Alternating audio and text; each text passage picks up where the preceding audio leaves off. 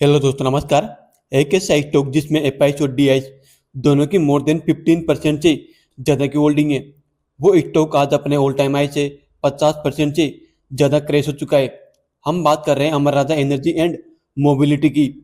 इस स्टॉक ने अपना ऑल टाइम हाई जुलाई 2024 को 1700 के आसपास बनाया था। वो आज अपने ऑल टाइम हाई से 50% से ज़्यादा नीचे आ पहुंचा है। अभी इसका करंट शेयर प्राइस 770 के आसपास चल रहा है, जो अपने 52 वीक लो के पास खड़ा है। एक ऐसी कंपनी जो हमारी गाड़ियों से लेकर हमारे घरों तक को रोशन करती है, वही कंपनी आज शेयर मार्केट के अंधेरे में क्यों डूब रही है। अमर राजा एनर्जी एक ऐसा नाम जो हर घर में एमेरॉन के रूप में जाना जाता है, जो इनका एक प्रोडक्ट है। पिछले कुछ सालों से इस स्टॉक ने अपने निवेशकों को बड़ा दर्द दिया है। क्या ये कंपनी की बर्बादी की शुरुआत है, या फिर ये एक गोल्ड माइन है जो 50% के डिस्काउंट पर मिल रही है। इसके फ्यूचर प्लान क्या है और ये बाउंस बैक कब तक कर सकती है, सबको डिटेल में जानेंगे, जो आपको अपने सारे सवालों के जवाब इस वीडियो में अंत तक मिल जाएंगे। इसको हम 5 पॉइंट में डिस्कस करने वाले हैं। पॉइंट नंबर 1 है बिजनेस मॉडल, मतलब कंपनी करती क्या है। दोस्तों, अमर राजा भारत की दूसरी सबसे बड़ी लीड एसिड बैटरी बनाने वाली कंपनी है।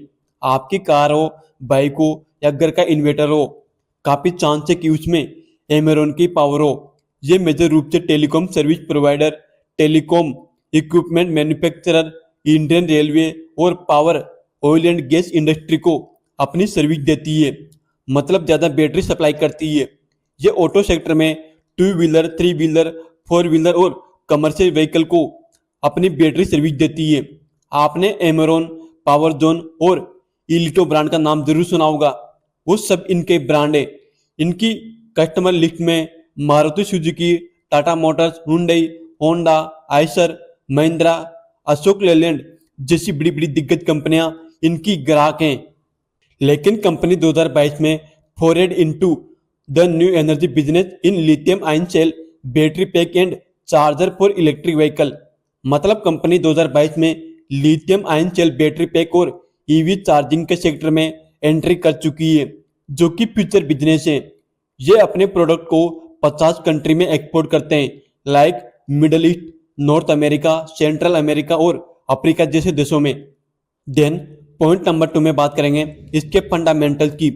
सबसे पहले इसकी बैलेंस शीट की बात करें तो सितंबर 2025 तक इनके पास 7,763 करोड़ के रिजर्व है और टोटल कर्जा सिर्फ 286 करोड़ का, जो कि ऑलमोस्ट डेट फ्री कंपनी है। देन इनके पीएनएल, मतलब प्रॉफिट एंड लॉस की बात करें तो कंपनी की सेल्स पिछले कुछ सालों से लगातार इंक्रीज हो रही है और इसके साथ साथ इनका ऑपरेटिंग प्रॉफिट भी ग्रो हो रहा है। ये चीज आपको इनके नेट प्रॉफिट में भी देखने को मिलेगी। मतलब कंपनी की टॉप लाइन सेल्स से लेकर बॉटम लाइन नेट प्रॉफिट तक सब में पिछले कुछ सालों से कंटिन्यू ग्रोथ हो रही है, जो दिखाता है कि कंपनी का बिजनेस तो ग्रो कर रहा है। अगर इनकी शेयर होल्डिंग की बात करें तो दिसंबर 2025 तक प्रमोटर के पास 32.86% की स्टेक है, एफआईएस के पास 17.37% और डीआईएस के पास 17.12% की स्टेक है, जबकि पब्लिक के पास मोर देन 32% से ज्यादा की होल्डिंग है। इस कंपनी में मुझे सबसे हैरान की बात लगी कि इसका पी रेशियो सिर्फ 18 के आसपास है, जो इसके कंपटीटर से बहुत कम है। मतलब कंपनी फंडामेंटली स्ट्रॉन्ग है, लेकिन मार्केट इसको वो इज्जत नहीं दे रहा है जो इसने कमाई है। देन आगे बढ़ने से पहले अगर आप सभी को वीडियो इन्फॉर्मेटिव लग रही हो तो लाइक का बटन दबा दीजिए, प्लस उसी के साथ अगर आप चाहो तो चैनल को भी सब्सक्राइब करके रख सकते हो। नेक्स्ट थर्ड पॉइंट में डिस्कस करेंगे कि कंपनी अपने ऑल टाइम हाई से 50% तक क्यों टूट चुकी है। तो दोस्तों, इसमें गिरावट के कुछ पॉइंट हैं। सबसे पहला पॉइंट है लिथियम थ्रेट। मार्केट को डर था कि पुरानी लीड एसिड बैटरी खत्म हो जाएगी और लिथियम आयन बैटरी में अमर राजा पीछे रह जाएगी, लेकिन अब कंपनी लिथियम आयन बैटरी में एग्रेसिवली आगे बढ़ रही है। नेक्स्ट सेकंड पॉइंट है प्रमोटर इश्यूज।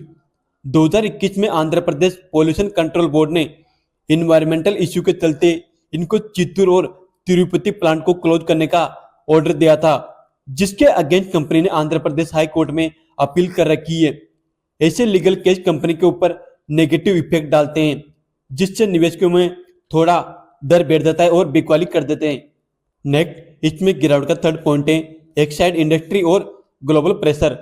इस सेक्टर में इनका मुख्य प्रतिद्वंदी एक साइड इंच से थोड़ा आगे चल रहा है, जबकि लीड और रॉ मटेरियल के बढ़ते दाम ने इनके मार्जिन को निचोड़ दिया था।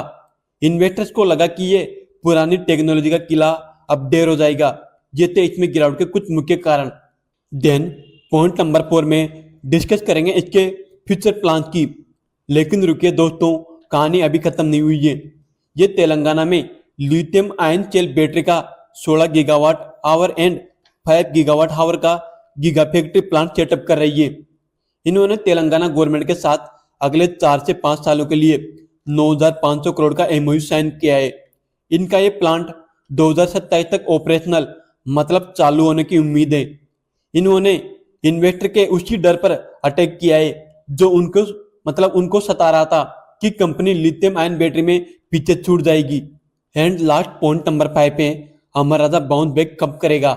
देखिए दोस्तों, ये स्टॉक अभी अपने 52 वीक लो के पास ट्रेड कर रहा है। अगर आप एक लॉन्ग टर्म इन्वेस्टर हैं तो याद रखिए, वक्त बुरा है, कंपनी नहीं। जब इनकी ये गीगा फैक्ट्री पूरी तरह शुरू होगी और ईवी रिवॉल्यूशन अपने पीक पर होगा, तब यही 50% का डिस्काउंट आपको एक मिस्ड अपॉर्चुनिटी लगेगा।